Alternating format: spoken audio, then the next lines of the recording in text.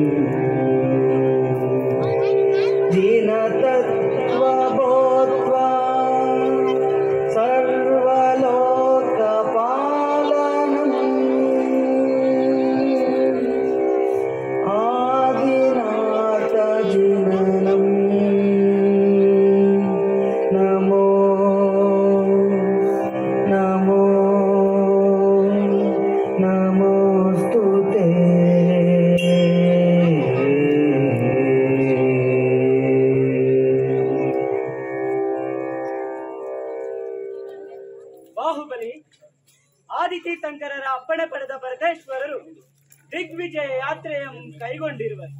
ಸಂತೋಷ. ಸರ್ವ ದಿಕ್ಷೇತ್ರಗಳನ್ನ ಗೆದ್ದು ಅಯೋಧ್ಯೆಯ ಕೀರ್ತಿಯಂ ಬೆಳಗ್ಗೆ.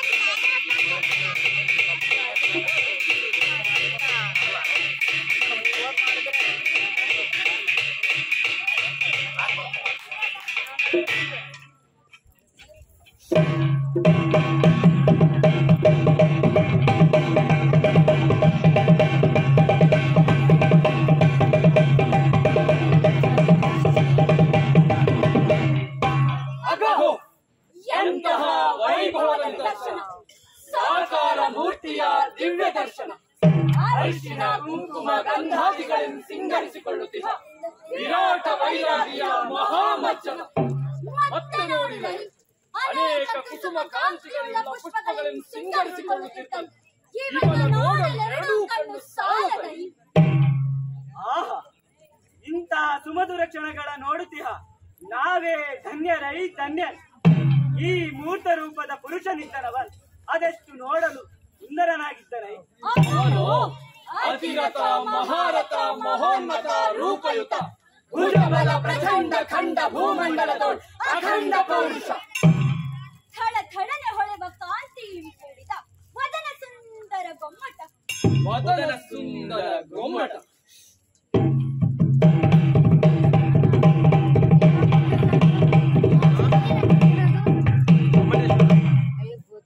ಸೋದರನೊಡನೆ ಭೂಮಿ ಭೋಗಕ್ಕಾಗಿ ಕಾದಾಡುವ ಕಾಲದಲ್ಲಿ ಪಾಪ ಪುಣ್ಯಂಗಳ ಆಪ್ತ ಸಮಾಲೋಚನದ ಪ್ರಸಾದದಂತೆ ತನಗೆ ತಾನೇ ಆತ್ಮಾವಲೋಕಿಸಲು ತಿಳಿದು ಬಂದ ವಿವೇಕದಿಂದ ವಿಷವೆನಿಸುವಿ ಅರಿಷಡ್ವರ್ಗಗಳ ಜಯಿಸಿ ಪರಮ ಉತ್ಕೃಷ್ಟ ಜ್ಞಾನ ಮರ್ಜಿಸಲು ಇದ್ದಲ್ಲಿಂದಲೇ ಸರ್ವವನ್ನು ತೊರೆದು ಬೈರಾಗಿಯಾಗಿ ತಪಸ್ಸಲ್ಲಿನಾದ ಭಗವಾನ್ ಬಾಹುಬಲಿ ಸ್ವಾಮಿ. ಭಗವಾನ್ ಬಾಹುಬಲಿ ಸ್ವಾಮಿ. ಇಂತಹ ಮಹಾತ್ಮನಿಗೆ 12 ವಸಂತಗಳಿಗೊಮ್ಮೆಕ್ಕೆ ಮಹಾಮಜ್ಜನಂ. ಭಗವಾನ್ ಬಾಹುಬಲಿ 12 ಮಾಸಗಳಾದ ಮೇಲೆ ಜ್ಞಾನವನ್ನೂರ್ಜಿಸಿಕೊಂಡರು. ಒಡೆಯ ಚಾವುಂಡರಾಯರು ತಮ್ಮ ಸ್ವಪ್ನದ ಆಜ್ಞೆಯಂ ಪೂರೈಸಲು ನಡೆಸಿದ ಈ ಮಹಾಮೂರ್ತಿಯ 58 ಅಡಿ ಎತ್ತರದ ಏಕಶಿಲಾ ವಿಗ್ರಹವನ್ನು ಕೆತ್ತಲು ತಂದದ್ದು 12 ವರ್ಷ. ಅಲ್ಲದೆ ಬಾಹುಬಲಿಯ ವೈರಾಗ್ಯವ ಕೊಂಡಾಡಲು ಅಂದು ದೇವತೆಗಳೇ ಪುಷ್ಪವೃಷ್ಟಿಗೈದರಂತೆ. ಅಂದು ದೇವತೆಗಳೇ ಪುಷ್ಪವೃಷ್ಟಿಗೈದರಂತೆ. ಅದುವೇ ಮೊದಲ ಮಹಾಮಜ್ಜನಂ. ಅದುವೇ ಮೊದಲ ಮಹಾಮಜ್ಜನಂ.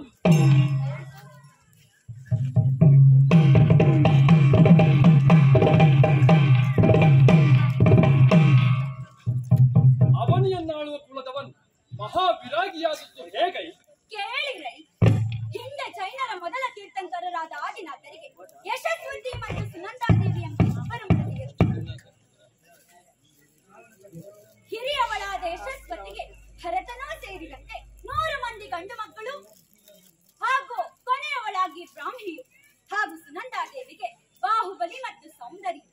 ಹೀಗೆ 100 ಮಕ್ಕಳೊಂದೆಡೆ ಇವನೊಂದೆಡೆ ಎಲ್ಲರೂ ಸೋದರತೆಯನ್ನು ಬೆಳೆಯುತ್ತಿರಲು ಇವರೆಲ್ಲರಿಗೂ ಅಣ್ಣನೆನಿಸಿದ ಭರತನು ಪುಣ್ಯದ ಫಲವಾಗಿ ಒಂದು ಚಕ್ರರತ್ನ ಪಡೆದನು.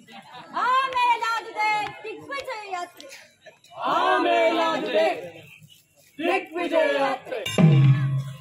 ಚಕ್ರ ಹೋದದೆಡೆ ಅದರ ಬಲದಿಂದಲೇ ರಾಜ್ಯಂ ಗಳಿಸಿತು.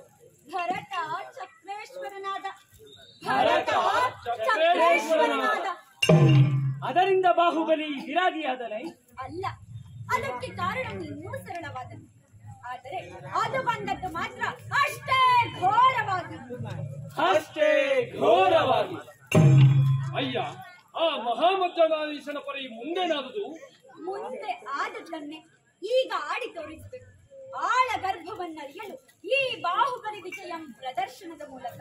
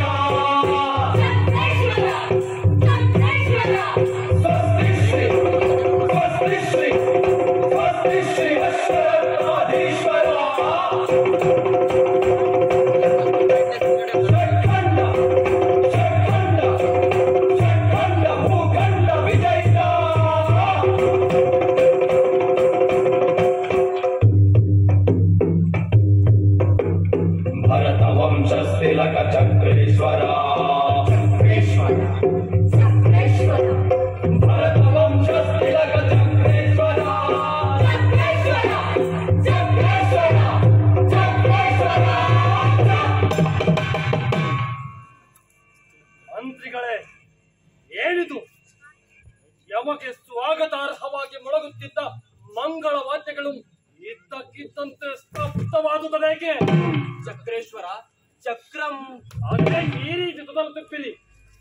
ಏನಾದುದು ಮಂತ್ರಿಗಳೇ ಈ ವ್ಯಗ್ರವೇತಕ್ಕೆ? ಚಕ್ರೇಶ್ವರ,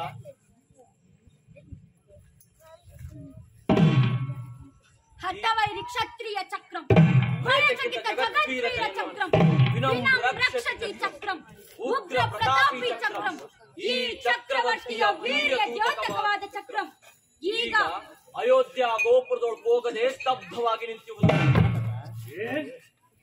ಚಕ್ರಂ ಪುರದೊಳ್ಪೋಗದೆ ನಿಂತಿದೆ. ಹೌದು ಚಕ್ರ. ಆರು ಈ ಚಕ್ರರತ್ನಂ ಪ್ರತಿಭಟಿಸಿ ಸಾಧಿಸಲ್ಪರಟ ಆ ಸಮರಭಟ ನಾವು ಆರಿಗೆ ಈ ಚಕ್ರದಿಂ ಬಾಳು ವಿಪರೀತವಾಗಿಹುದು. ಪುರೋಹಿತರೇ, ಷಟ್ಖಂಡ ಭೂಮಂಡಲದ ದೊರೆಗಳಾದ ಭರತ ಚಕ್ರೇಶ್ವರರಿಗೆ ಪ್ರಣಾಮಗಳು. ಪುರೋಹಿತರೇ, ಎನ್ನ ಕರ್ಮಫಲದಿಂದ ನನಗೆ ಪ್ರಾಪ್ತವಾದ ಖಡ್ಗರತ್ನ, ದಂಡರತ್ನ, ಮಣಿರತ್ನ ಮೊದಲಾದ 14 ಜೀವರತ್ನಗಳಲ್ಲಿ 7 ಜೀವರತ್ನಗಳು, 7 ಅಜೀವರತ್ನಗಳು. ಅವುಗಳಲ್ಲಿ ಮೊದಲನೆಯದು ಈ ಚಕ್ರರತ್ನ. ಎನ್ನ ಆಯುಧಾಗಾರದಲ್ಲಿ ಉದ್ಭವಿಸಿದ ಈ ಚಕ್ರರತ್ನವು ಎಮ್ಮ ದಿಗ್ವಿಜಯ ಕಾಲದಲ್ಲಿ ಇದರ ನಡಿಗೆ ಹೇಗಿತ್ತು ಸ್ಮರಣವಿದೆಯಲ್ಲವೇ? ಮರೆಯುವುದು ಹೇಗೆ ಸಾಧ್ಯ ಚಕ್ರೇಶ್ವರ? ಪೂರ್ವ, ಪಶ್ಚಿಮ, ದಕ್ಷಿಣ ಸಮುದ್ರಗಳ ಬಳಿಯಲ್ಲಿಯೂ ಉತ್ತರದ ಬೆಳ್ಳಿ ಬೆಟ್ಟದ ಗುಹೆಯ ಒಳಗೂ ಅಸ್ಖಲಿತ ಗತಿ ಮುನ್ನುಗ್ಗಿದ ಆ ಚಕ್ರರತ್ನ ಎಮ್ಮ ರಾಜಧಾನಿಯ ಬಳಿಯೇ ಇದರ ಗತಿ ಕಳನವಾಗಲು ಕಾರಣವಾದಾವುದು? ಸರ್ವಜ್ಞನಾದ ಆದಿನಾಥನಿಗೆ ಅಗ್ರತನುಜನಾದ ನೀ ಸರ್ವವನ್ನೂ ಬಲ್ಲವನೇ ಆಗಿ ನೀ ಹೇಳಿದಂತೆ ಹಗೆಯಂ ಶತ್ರು ಹೊಗೆಯಂ ಸೂಚಿಸುತ್ತಿರುವುದಾ ಸ್ಥಗಿತ ಚಕ್ರ. ಹಾಗೆ ಯಮಗೆ ಅದು ಈ ಅಯೋಧ್ಯ ಪಟ್ಟಣದೊಂದು. ಹೌದು ಚಕ್ರೇಶ್ವರ, ನಿನ್ನನಜರಲ್ಲಿನ ಮದ ಮಾನಾಭಿಮಾನ ಆ ಚಕ್ರದಿಂದ ಸೂಸುತ್ತಿರುವುದು. ಓಹೋ, ಮದ ನಾನು ನನ್ನದು ನನ್ನಿಂದಲೇ. ಇದಕ್ಕೆ ಕಾರಣವಾದುದು ತಂದೆ ಆದಿ ಬ್ರಹ್ಮನಾದ ಆದಿನಾಥ ಕೊಟ್ಟಿರುವ ಭೂಮಿಗೆ ನಾವು ಒಡೆಯ ಚಕ್ರವಲದಿ ಚಕ್ರವರ್ತಿಯಾಗಿ ಈ ಭರತ ನಡೆಸುತ್ತರುವ ಎಷ್ಟು ಹಿಡಿದಾದರೂ ಯಮಗೇನು ಎಂದು ಆಲೋಚಿಸುತ್ತಿರುವರು. ಎನ್ನನುಜರು ನನಗೆ ತಲೆಬಾಗರೆ ಎಲ್ಲಿಂದ ಒದಗಿತಿ ಅಹಂಕಾರಂ ಅವರಿಗೆ?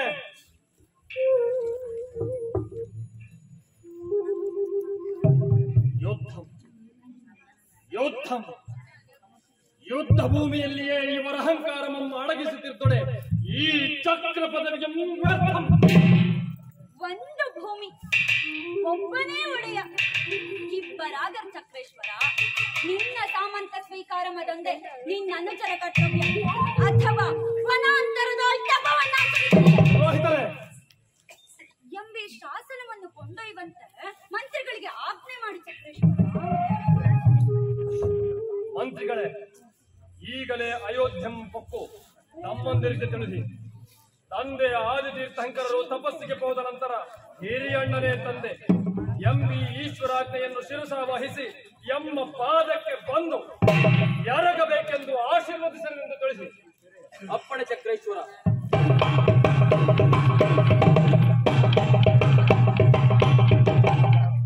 ಚಕ್ರೇಶ್ವರ, ನಿನ್ನ ಅನುಚರೆಲ್ಲರೂ ನಿನಗೆ ವಿಧೇಯರಾಗಲು ಒಪ್ಪುವರಾದರೂ ನಿನ್ನ ಮಲತಮ್ಮ ಆರು ಆ ನನ್ನ ಚಿಕ್ಕ ತಾಯಿ ಸುನಂದಾದೇವಿಯ ಮಗನಾದ ಬಾಹುಬಲಿಯೋ? ಹೌದು ಚಕ್ರೇಶ್ವರ, ನಿನ್ನ ಅನುಚರೆಲ್ಲರೂ ಮಾನವಿಷ್ಟರೇ. ಆದರೂ ಆ ಬಾಹುಬಲಿ ಮನೋನ್ನತಮನು, ಸುಭಟ ಸಮರ ಸಂಘಟದ ಕರ್ಮಿ. ಪುರೋಹಿತರೇ, ನನ್ನ ಕರ್ಮ ಫಲದಿಂದ ನನಗೆ ಪ್ರಾಪ್ತವಾದ ಖಡ್ಗರತ್ನ, ದಂಡರತ್ನ, ಮೊದಲತ್ನ, ಮಣಿರತ್ನ ಮೊದಲಾದ 14 ಜೀವರತ್ನಗಳಲ್ಲಿ 7 ಜೀವರತ್ನಗಳು, 7 ಅಜೀವರತ್ನಗಳು. ಇಂತಹ ಜೀವರತ್ನಗಳನ್ನು ಪಡೆದ ನನಗೆ ಆ ಬಾಹುಬಲಿಯೇ, ಆ ಬಾಹುಬಲಿಗೆ ಎಷ್ಟೇ ಬಾಹುಗಳಿದ್ದರು ಎನ್ನ ಮುಂದೆ, ಎನ್ನ ಚಕ್ರದ ಮುಂದೆ ಬಲಿಯೇ. ಚಕ್ರೇಶ್ವರ, ಆದರೂ ಬಾಹುಬಲಿ ಅಸಾಮಾನ್ಯನು. ಭಾಗದವರ ಬೆನ್ನೆಲುಬು ಮುರಿದು ಮೋದಿಸಿಕೊಳ್ಳುವ ಧೀರನ್ಬಿಟ್ಟೆ. ನೋಡಿದರೆ ಎನ್ನ ಭುಜಬಲದ ಪರಾಕ್ರಮದೆದುರು ಆ ಬಾಹುಬಲಿಯೇ. ಆ ಬಾಹುಬಲಿಗೆ ಎಷ್ಟೇ ಬಾಹುಗಳಿದ್ದರು ಎನ್ನ ಚಕ್ರದ ಮುಂದೆ ಬಲಿಯೇ.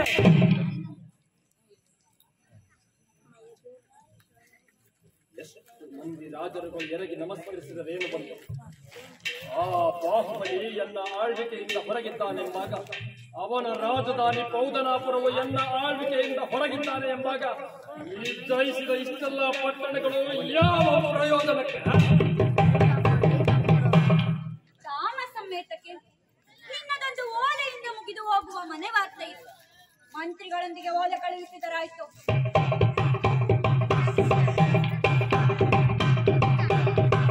ಜಯವಾಗಲಿ ಚಕ್ರೇಶ್ವರ. ಹೋದ ಕಾರ್ಯಮದೇನಾಯ್ತು? ನಿಮ್ಮ ಆಜ್ಞೆಯಂತೆ ನಿಮ್ಮ ಮನುಜರಿಗೆ ನಿಮ್ಮ ಈಶ್ವರಾಜ್ಞೆಯನ್ನು ಅರಿವಿದೆ. ಅವರು ಇಂತೆಂದ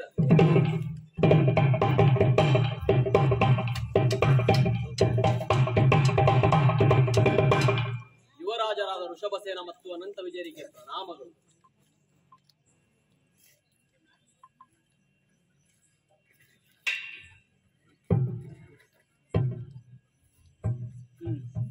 ಹಿರಿಯಣ್ಣನೇ ಗುರು ತಂದೆ ಎಂದು ಈ ಮೊದಲು ಎರಗುತ್ತಿದ್ದೆವು. ಆದರೆ ಈಗ ತಾವು ಅರಸರು, ನಾವು ಆಳುಗಳು ಎಂದು ವಿಭೇದವಾಗಿರುವಾಗ ಭರತನ ಪಾದಕ್ಕೆ ಎರಗುವುದು ಅವಮಾನಕರವಲ್ಲವೇ? ತಂದೆಯಿಂದ ಸ್ವತಂತ್ರ ರಾಜ್ಯಗಳನ್ನು ಪಡೆದವರು ನಾವು. ಈಗ ಚಕ್ರೇಶ್ವರನಿಗೆ ಕಿಂಕರರಾದರೆ ಅಕ್ಕಿಯನ್ನು ಕೊಟ್ಟು ಎಂದಲನ್ನು ತಿಂದಂತಲ್ಲವೇ? ಹೌದು ಅಣ್ಣ, ಆದಿತೀರ್ಥಂಕರರ ಮಕ್ಕಳಾದ ನಾವು ತಪಸ್ಸಿಗೆ ಹೋಗುವುದೇ ಶ್ರೇಯಸ್ಸು. ಸಹೋದರ, ಭರತನಿಗೆ ನಮಿಸುವುದೇ ಅವಮಾನಕರ ಎಂಬುದಾದರೆ ಬರುವ ಅರಸುತನ ಏನು ಹೆಚ್ಚಿನದು?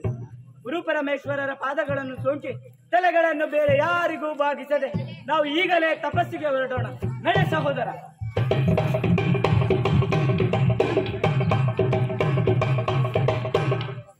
ಎಂದಾಲೋಚಿಸಿ ಎಲ್ಲರೂ ಸಮವಸರಳ ಸರೋವರಕ್ಕೆ ತೆರಳಿದರು. ಎಲ್ಲರೂ ತೆರಳಿದರು. ಎನ್ನ ತಮ್ಮಂದಿರಾಗಿಯೂ ಛಲದಿಂದ ಎಲೆಗೆ ತಲೆಬಾಗದೆ ತಂದೆಯ ಆದಿತೀರ್ಥಂಕರರಿಗೆ ತಲೆಬಾಗಿದರೋ ಇರಲಿ. ಪುರೋಹಿತರೆ, ಇನ್ನು ಆ ಬಾಹುಬಲಿಯನ್ನು ಬಾಗಿಸುವುದೆಂತಾಯ್ತು? ಮುನ್ನ ಸಾಮದಿಂದೋಲೆಯನ್ನ ಕಳುಹಿಸೋಣ. ಜೊತೆಗೆ ತಕ್ಕ ರತ್ನಾಭರಣಗಳನ್ನು ಮಂತ್ರಿಗಳೊಡನೆ ಕಳುಹಿಸಿ. ಬಾಗಿದರೆ ಸರಿ, ಬಾಗದಿದ್ದರೆ ಇದ್ದೇ ಇದೆ ಎನಗುತ್ತಮವಾದ ದಂಡರತ್ನ. ಓಲೆಯನ್ನು ಕಳುಹಿಸಿ. ಮಂತ್ರಿಗಳೇ, ಇಲ್ಲಿನ ವೃತ್ತಾಂತವನ್ನು ಇದು ಆ ಬಾಹುಬಲಿಗೆ ತಿಳಿಸಿ ಶುಭ ಸುದ್ದಿಯೊಂದಿಗೆ ಹಿಂದಿರುಗಿ. ಅಪ್ಪಣೆ ಚಕ್ರೇಶ್ವರ.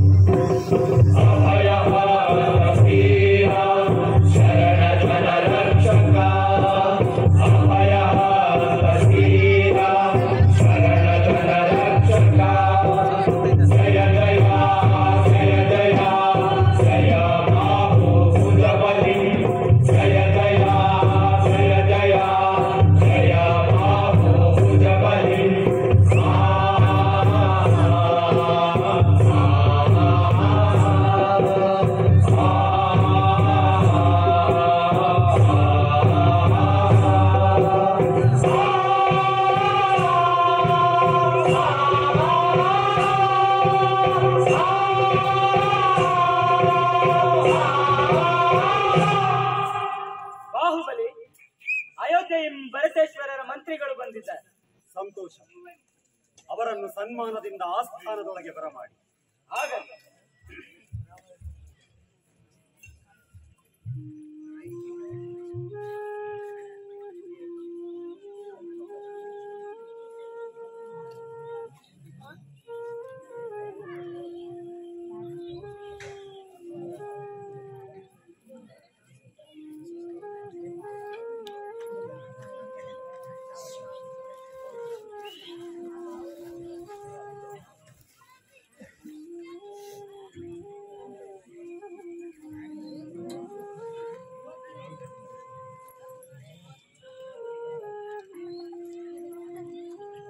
ಆಹಾ, ಗೊಮ್ಮಟ ಪಚ್ಚೆ ಪರ್ವತವೇ ಮೋಹನ್ನತ ತೇಜಸ್ಸಿನಿಂದ ಕೂಡಿ ರಾಧಿಕ ರೂಪದಿಂದ ತೆರೆಗಿಳಿದಂತೆ ಈ ಬಾಹುಬಲಿಯ ರೂಪ ವಿಧವಿಧ ಈ ಅನುಜರೀರ್ವರಿಗೆ ಇವರಿಬ್ಬರೇ ಸಮಾನ ಎಂಬ ಚಕ್ರೇಶ್ವರರಿಗೂ ಈ ರೀತಿಯ ಸ್ಫುರಣ ತೇಜಸ್ಸುವಿಲ್ಲದು. ಸ್ವಾಗತ ಮಂತ್ರಿಗಳೇ. ಅಯೋಧ್ಯೆಯಲ್ಲಿ ಅಣ್ಣ ಭರತನು ಸೌಖ್ಯವೇ? ಸೌಖ್ಯವಾಗಿದ್ದಾನೆ ಕುಮಾರ. 60,000 ವರ್ಷಗಳೇ ದಿಗ್ವಿಜಯದಲ್ಲಿ ಉರುಳಿ ಹೋದರು. ಬಹುತರವಾದ ಚಿಂತನೆಗಳಿರುವ ಭರತೇಶ್ವರರು ಕಡೆಗೊಮ್ಮೆ ನಮ್ಮನ್ನು ಜ್ಞಾಪಿಸಿಕೊಂಡರಲ್ಲವಷ್ಟೇ. ಅಷ್ಟೇ ಅಲ್ಲ, ನಿಮಗಾಗಿ ರತ್ನಾಭರಣಗಳನ್ನು ಕಳುಹಿದ್ದಾರೆ. ರತ್ನಾಭರಣಗಳು ಯಮಗಾಗಿ? ಸಂತೋಷ.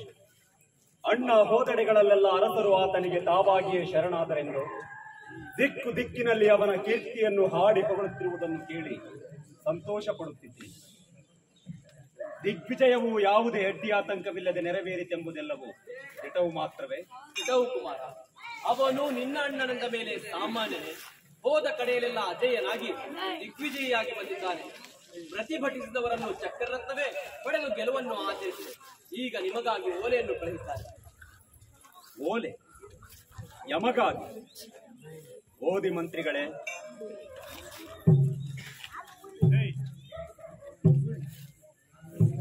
ಷಟ್ಖಂಡ ಭೂಮಂಡಲದ ದೊರೆಗಳಾದ ಭರತ ಚಕ್ರೇಶ್ವರರು ತಮ್ಮ ಚಕ್ರರತ್ನದ ದಿವ್ಯ ಪ್ರಕಾಶದಿಂದ ಸಕಲ ದಿಕ್ಕುಗಳನ್ನು ತುಂಬುತ್ತಿರುವ ಈ ಸಂದರ್ಭದಲ್ಲಿ ಅವರ ಅಡಿಗಳಿಗೆ ಬಂದಿರುವ ನವನಿಧಿಗಳೇ ಅವರ ಪರಾಕ್ರಮಗಳನ್ನು ನವನವೀನಗೊಳಿಸುತ್ತಿರುವ ಈ ಸಂದರ್ಭದಲ್ಲಿ ವಿಜಯೋತ್ಸವದ ತೋರಣ ಸ್ತಂಭಗಳಿಸಿರುವ ತಮ್ಮ ತೋಳುಗಳಿಂದ ಬಾಹುಬಲಿಯನ್ನು ಬಿಗಿ ತಪ್ಪಿ. ಮಂತ್ರಿಗಳೇ, ಮುಖ್ಯ ವಿಷಯವನ್ನರುಹಿ. ಓಲೆಯ ಸಾರಾಂಶವಿದು. ಎನ್ನ ತಮ್ಮನು ಎನ್ನ ಬಳಿ ಬಂದರೆ ಮಾತ್ರ ಈ ದಿಗ್ವಿಜಯಕ್ಕೆ ಕಳೆ. ಅವನಿಲ್ಲದೆ ಈ ಸಾಮ್ರಾಜ್ಯದುನ್ನತಿ ಸಾಲದು ಎಂದು. ಮಂತ್ರಿಗಳೇ, ಬಂದ ವಿಚಾರವನ್ನ ಸಂಕ್ಷೇಪವಾಗಿ ಹೇಳಿ. ಭುಜಬಲಿ, ತಮ್ಮಲ್ಲಿರುವ ವಿನಯ ಗುಣಗಳಿಂದ ತಾವು ಯಾರನ್ನು ಬೇಕಾದರೂ ಮೆಚ್ಚಿಸಬಲ್ಲಿರಿ. ಓಹೋ, ಇದು ವಿಷಯ. ಮೊದಲು ಸೌಮ್ಯದ ಮಾತು, ಈಗ ತಾಮಸಿಕೆಯ ಧಾಟಿಯೇ. ಮಂತ್ರಿಗಳೇ, ನಿಮ್ಮರಸನ ದಿಗ್ವಿಜಯದ ವರ್ಣನೆಗೆ ದಿಗ್ಭ್ರಾಂತನಾಗುವವನಲ್ಲ ಏ ಭುಜಬಲಿ. ಯುವರಾಜ, ಭರತ ಚಕ್ರೇಶ್ವರರು. ಓಹೋ, ಭರತ ಚಕ್ರೇಶ್ವರರು. ಕುಂಬಾರನ ಮಡಿಕೆಯ ಚಕ್ರದಂತೆ ಚಕ್ರರತ್ನವು ತಿರುಗಿತು. ಅದರ ಹಿಂದೆ ತಿರುಗುತ್ತ ಹೋದನವನ್ ಚಕ್ರೇಶ್ವರನು. ಹಾಳು ಮಾಡಿ ಗಳಿಸಿದ ಸಂಪತ್ತೆನ್ನುವುದು ಅದೆಂತಹ ಸಂಪತ್ತು! ಹಲವು ಜನ ಅರಸರ ಸಾವಿನಿಂದ ಪಡೆದ ಆ ಸಿರಿ ಅದೆಂತಹ ಸಿರಿ! ಚಕ್ರರತ್ನದ ಹುಟ್ಟಿನಿಂದ ಮಾತ್ರ ಅವನಿಗೆ ಚಕ್ರೇಶ್ವರನ ಪಟ್ಟವು. ತಿರುತಿರುಗಿ ಬಿಕ್ಕೆ ಬೇಡಿ ತಿಂದವನವನ್ ಅದೆಂತಹ ಚಕ್ರೇಶ್ವರನು! ದೈವಾನುಗ್ರಹ ಕರುಣೆಯಂ ಧನವನ್ನು ಸಂಪಾದಿಸಿದ ಅವನ್ ಚಕ್ರೇಶ್ವರನು. ಆದರೂ ಅಣ್ಣನ ಕಾಲಿಗೆ ಎರಗುವುದು ಅವಮಾನಕರವೇ?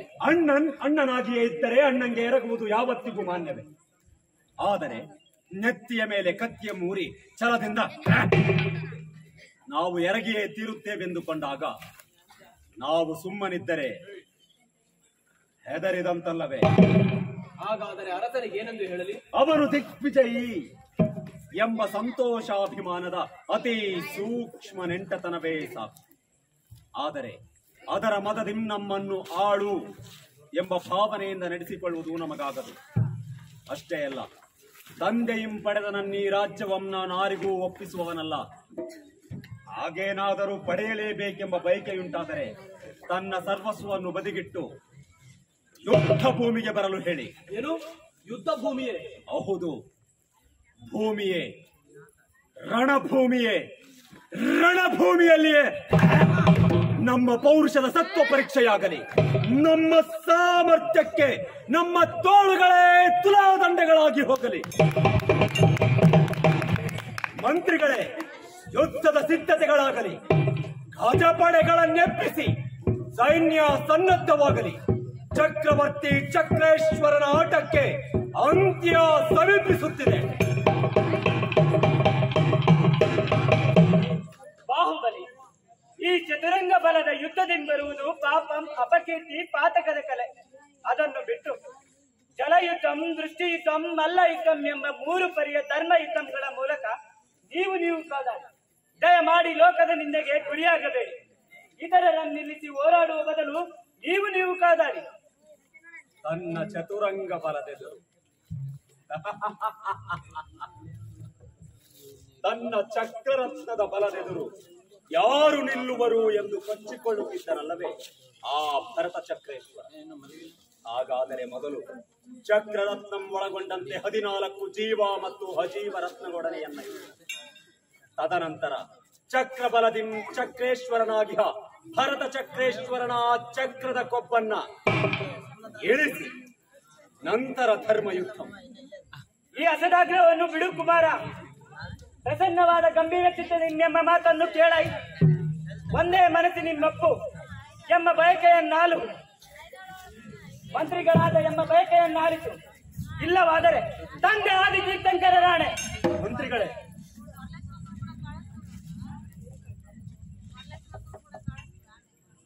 ಕೋಪದಲ್ಲಿ ಕತ್ತರಿಸಿದ ಮೂಗು ಹೋದ ಸೀತೆ ಎಂದಿಗೂ ಬರಲ್ಲ. ನಿಮ್ಮಿಚ್ಛೆಯಂತೆ ಆದ.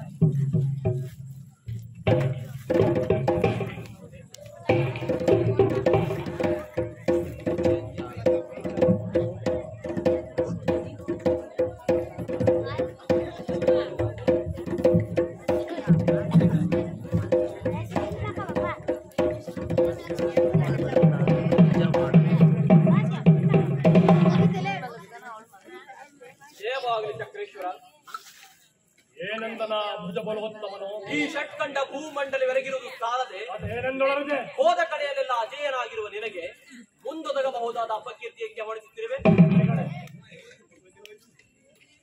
ಇದಾ ಮಧಾಂಧನ ನುಡಿಯೋ ಅಥವಾ ನಿಮ್ಮ ಜಾಣತನದ ಸಲಹೆಯೋ? ಇದು ದಿಢವಾದ ನುಡಿ. ತುಂಬಿದನಾಗಬೇಡ ಚಕ್ರೇಶ್ವರ. ಇನ್ನಾವ ಗಂಭೀರತೆಗೂ ಆ ಭುಜಬಲಿ ಬಗ್ಗಲು. ಇದು ಯಾವತ್ ಕಾಲಕ್ಕೂ ಸತ್ಯವೇ ಸತ್ಯ. ಸಾಮರ್ಥ್ಯ ಪರೀಕ್ಷೆಗಾಗಿ ರಣಾಹ್ವಾನವನ್ನು ಕೊಟ್ಟಿರುವನು. ಈಗ ಈಗ ಎಂಬ ದಿಗ್ವಿಜಯಕ್ಕೆ ಕಳೆ ಬಂದಿಹುದು. ಎನ್ನ ಮಲತಮ್ಮ ಎನ್ನೊಡನೆ ಕಾದಾಡಲು ಹೆಮ್ಮೈಸುವವನಲ್ಲವೇ? ಮಲತಮ್ಮನ ಬಯಕೆಯನ್ನು ಈಡೇರಿಸುವುದು ಅಣ್ಣನ ಪರಮ ಕರ್ತವ್ಯ. ಮಂತ್ರಿಗಳೇ, ಸಮರ ಭೇರಿಗಳನ್ನು ಮೊಳಗಿಸಿ.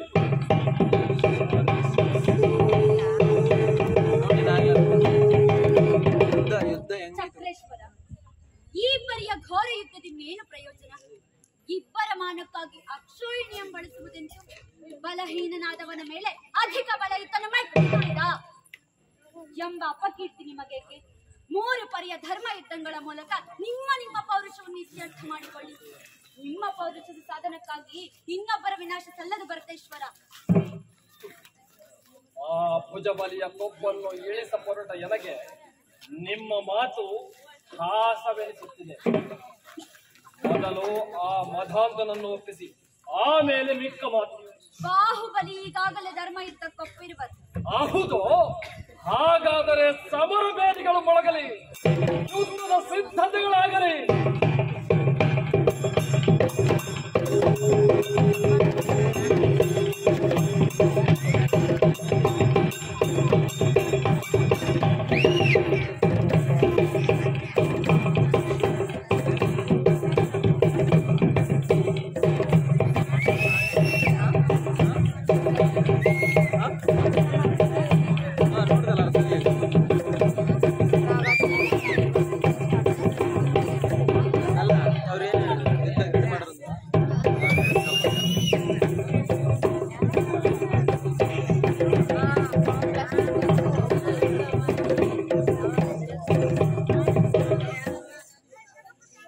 ಭುಜಬಲಿಯ ಮಾತರಿಗೆ ಪ್ರಣಾಮಗಳು. ಭರತೇಶ್ವರರ ಮಂತ್ರಿಗಳಿಗೂ ಪ್ರಣಾಮಗಳು. ಭರತ ಬಾಹುಬಲಿ ಯುದ್ಧವು ಕ್ರೂರ ಗ್ರಹಗಳ ಯುದ್ಧ ಮಾತು. ಇದರಿಂದ ಪ್ರಕೃತಿಗೆ ಹಾನಿ ಹೊರತು ಇವರೀರ್ವರಿಗಲ್ಲ. ಇವರೀರ್ವರು ಈ ಜನ್ಮದಲ್ಲಿ ಮುಕ್ತಿ ಹೊಂದುವವರೇ. ಭರತ ಬಾಹುಬಲಿಯರ ಯುದ್ಧವು ಇಬ್ಬರ ನಡುವಿನ ಧರ್ಮ ಯುದ್ಧವಾದರೆ ಸೂಕ್ತವಲ್ಲವೇ? ಸೂಕ್ತವಲ್ಲವೇ ಅಲ್ಲ, ಸೂಕ್ತವೇ. ಅಗೋ ಭರತೇಶ್ವರು ಬರುತ್ತಿದ್ದಾರೆ. ಇತ್ತ ಬಾಹುಬಲಿ ಕುಮಾರರು ಬರುತ್ತಿದ್ದಾರೆ. ಹಾಗಾದರೆ ಧರ್ಮ ಯುದ್ಧವೇ. ಆನಂದ ಬೇರೆಯನ್ನು ಹೊಯ್ಸಿರಿ.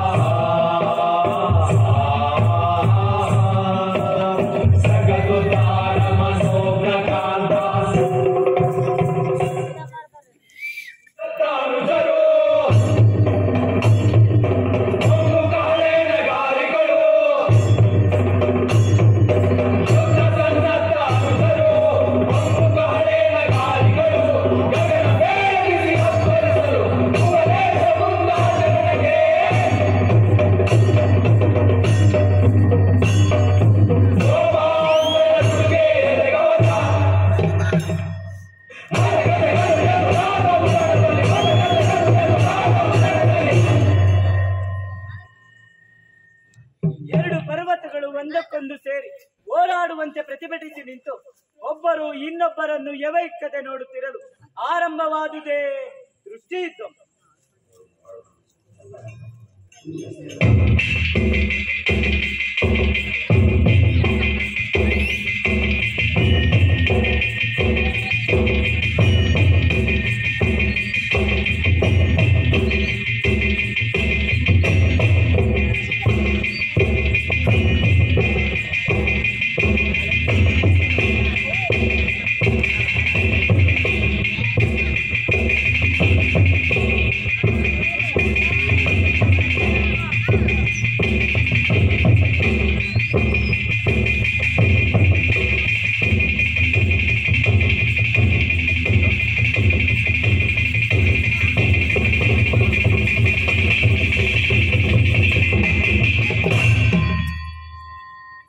ಮನೋಹರವಾದ ಮುಖ ಕಮಲದಿ ನಿಚ್ಚಳವಾದ ಕಣ್ರೆಪ್ಪೆಗಳಿ ಸ್ಥಿತವಾದ ಕಣ್ಣುಗುಡ್ಡೆಗಳಿಂದ ಭರತ ಬಾಹುಬಲಿಯರ ನೋಡುತ್ತಿರೆ. ಕಾಂತಿಹೀನನಾದ ಭರತನ್ ಸೋಲದ ಮತ್ತೇನು? ಚಕ್ರೇಶ್ವರ ಆಕಾರವು ಕೇವಲ 500 ಬಿಲ್ಲಿನ ಪ್ರಮಾಣ. ಅದಕ್ಕೆ 25 ಪ್ರಮಾಣಂ ಜಾಸ್ತಿ. ಬಾಹುಬಲಿ ಆಕಾರ ಅದು 2 ಸಲಗಗಳು ಸಂತೋಷದಿಂದ ಸರೋವರವನ್ನು ಪ್ರವೇಶಿಸುವಂತೆ ನೀರಿಗಿಳಿದು ಕಮಲದ ಪರಾಗದಿಂದ ಶುದ್ಧವಾದ ನೀರನ್ನು ಎರಚಾಡಿದರಲ್ಲಿಗೆ ಆರಂಭವಾದುದೇ ಜಲಯುದ್ಧ.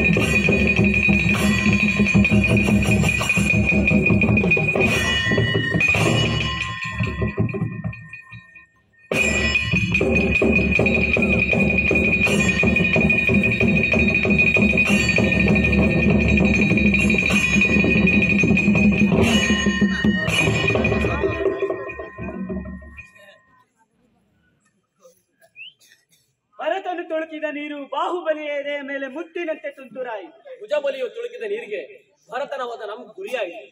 ಜಲ ಯುದ್ಧದಿಂದ ಸಹ ಚಕ್ರವರ್ತಿ ಸೋಲ್ಸಲ್. ಈಗ ಮಲ್ಲ ಯುದ್ಧ ಪ್ರಕಾರ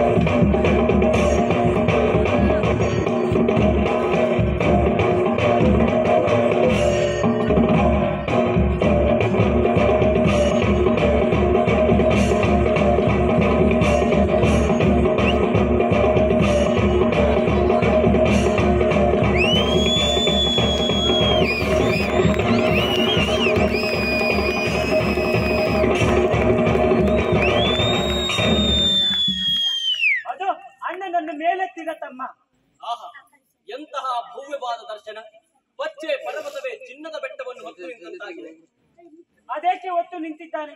ಎತ್ತಿ ಕುಕ್ಕಲಲ್ಲ ಏಕೋ. ಚರಮದೇಹಧಾರಿಯಾದ ಭರತನಿಗೂ ಈ ರೀತಿ ಸೋಲಾಗಬೇಕಾದರೆ ಇದು ಕಾಲಮಹಿಮೆಯೇ ಸರಿ. ಇದು ನಿಜವಾಗಿಯೂ ಅವಸರ್ಪಿಣಿಯ ಮಹಿಮೆಯೇ.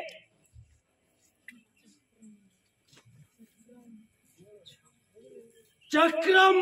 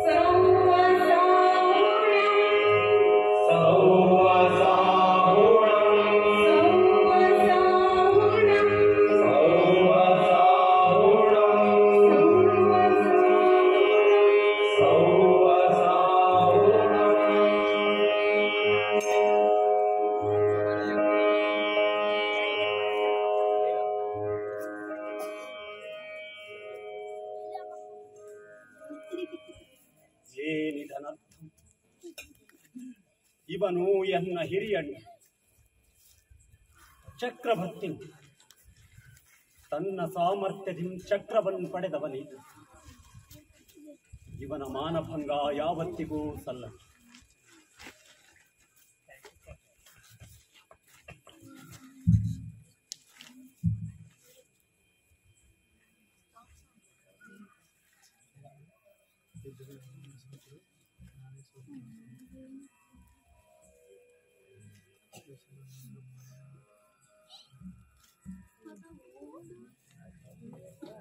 ಇನಿತು ರಾಜ್ಯಕ್ಕೆ ಅಜಬಲದಾಹ. ಎಂತಹ ವಿಪರ್ಯಾಸ! ಅಣ್ಣ ತಮ್ಮಂದಿರು ಬಡ ಕೊಟ್ಟಿದವರ ತಂದೆ ಮಗನು ನಡುವೆ ಕಂದರ ಕಡಿಗಲ್ಲು ಈಗ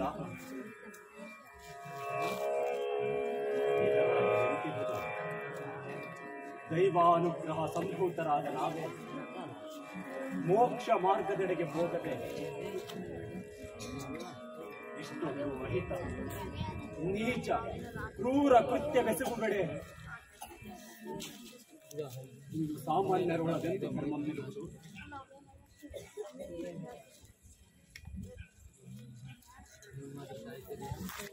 ದೇವರು ಕೊಟ್ಟ ಕೈಗೆ ಖಡ್ಗ ಕೊಡುವುದೇ ಸಹಬಾಳ್ವೆಂಬ ನಮಗಾದುದಾದರೂ ಯಾವುದು? ಅನೀತಿಯೋಳ ಅಪರಿಮಿತ ಮಾನವ ತುಂಬಿ ಕಾಮ, ಕ್ರೋಧ, ಲೋಭ, ಮೋಹ, ಮದ, ಮತ್ಸರದ ಸುಳ್ಳು ವಿಷಯಾಸೆಗಳಿಗೆ ಒಬ್ಬರನ್ನೊಬ್ಬರು ಕೊಲ್ಲ ಹೆಸರೆಂದರೆ ಈ ಮಾನವ ಕುಲ ಸುತ್ತಾರಮದಂತೂ ಬೇಡ. ಈ ಪರಿಸ್ಥಿತಿಯ ನೀವ ಈ ರಾಜಭೋಗ ನನಗೆ ಬೇಡ. ನಾನು ನನ್ನದು ಎಂಬ ಅಹಂಕಾರ ನನಗೆ ಬೇಡ. ಸಾಕಿನ್ನಿ ಗರ್ವ ಹಿಂಸೆಯು ಕೇವಲ ಹಾನಿ ಅಜ್ಞಾನಂ ನಶ್ವರಂ ನಶ್ವರಂ.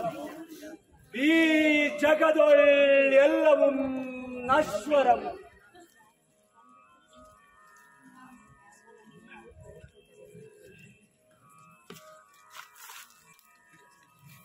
ವೃಷಭಸೇನನೇ ಅಣ್ಣಂದಿರ ಮಾರ್ಗವನ್ನು ಹಿಡಿದು ನಾನು ತಪಸ್ಸಿಗೆ ಹೊರಡುವುದೇ ಶ್ರೇಯಸ್ಸು.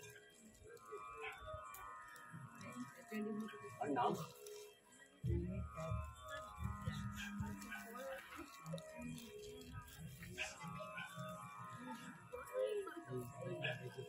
ಎನ್ನ ಮೇಲಿನ ಕೋಪವನ್ನು ಮರೆತು ಬಿಡು. ಎನ್ನ ಅಭಿನಯವನ್ನು ಮನ್ನಿಸಿ ನನಗೆ ತಪಸ್ಸಿಗೆ ಹೊರಡಲು ಅನುಗ್ರಹ ಕೊಡು. ಬಾಹುಬಲಿ, ಮನ್ನಿಸನ್ನನು. ನನಗೇಕೆ ಈ ದುರ್ಬುದ್ಧಿ ಒದಗಿತು? ಕ್ರೋಧದಿ ಕುರುಡಾಗಿ ನಾನೇಕೆ ಚಕ್ರಮಂ ಕೈಗೆತ್ತಿಕೊಂಡನು? ತಪ್ಪು ಎನದು, ಈ ರಾಜ್ಯ ನಿನದು.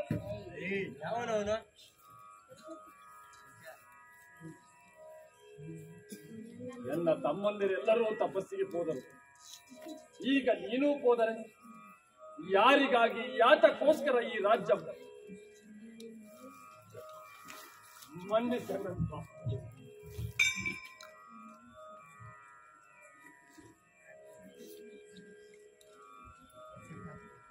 ಬೇಡ. ಮಿಂಚುವ ಕೂರಸಿಗಳ ಮೇಲೆ ಚಂಚಲಿಸುವ ಈ ರಾಜ್ಯಲಕ್ಷ್ಮಿ ನಿನ್ನ ಪಾಲಿಗೆ.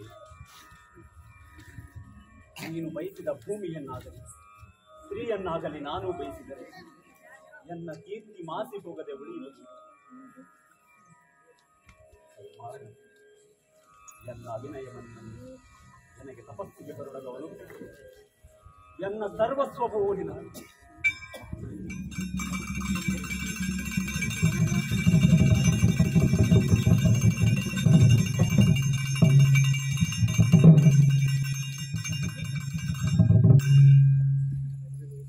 ಎನ್ನ ಮೇಲಿನ ಕೋಪವನ್ನು ಮರೆತು ಬಿಡ.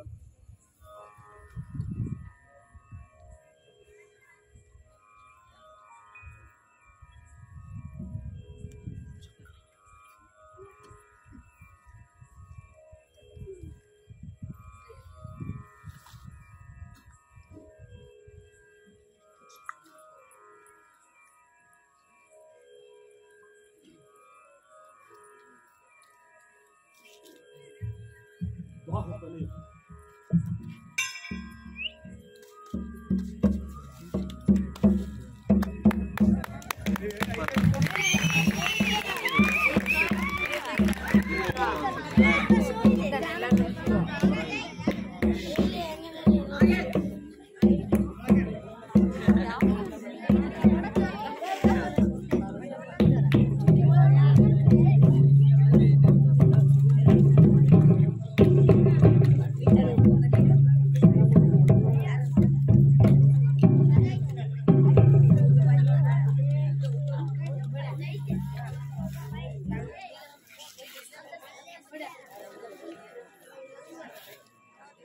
ಬಾಹುಬಲಿ ತಂದೆ ಆದಿತೀರ್ಥಂಕರರು ತಮಗೊಂದು ಸಂದೇಶವನ್ನು ಹೊರದಿರುವರು. ಆಜ್ಞಾಪಿಸಬೇಕು. ವರ್ಷವಿಡೀ ತಪೋಗೈದ ನಿಮಗೆ ಕೇವಲ ಜ್ಞಾನ ಅನುಕ್ತಿಗೆ ಕಾರಣವನ್ನು ತಿಳಿಸಿದ್ದಾರೆ. ಅನುಗ್ರಹಿಸಬೇಕು.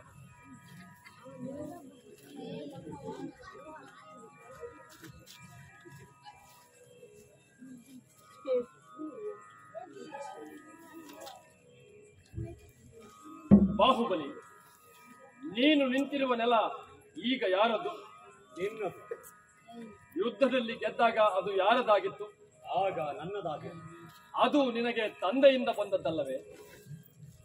ಆಮೇಲೆ ಅದು ನಿನ್ನದಾಗಲಿಲ್ಲವೇ? ಈಗ ಅದು ನನ್ನದಾಗಲಿಲ್ಲವೇ? ನನ್ನ ನಂತರ ನನ್ನ ಮಗ ಆರ್ಕ ಕೀರ್ತಿಯದಾಗುವುದಿಲ್ಲವೇ? ಹೇಳು ಬಾಹುಬಲಿ, ಈ ಜಗತ್ತಿನಲ್ಲಿ ನನ್ನದು ನಿನ್ನದು ಆದುದು ಯಾವುದು? ಕೇವಲ ನನ್ನ ನಿನ್ನ ಆತ್ಮಗಳು ಮಾತ್ರ ಅಲ್ಲವೇ?